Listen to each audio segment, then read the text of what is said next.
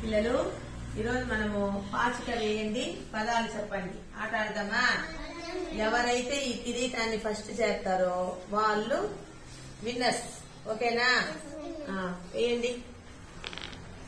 6 1 2 3 4 5 6 కడప కడవ పడక 4 1 2 3 4 పడవ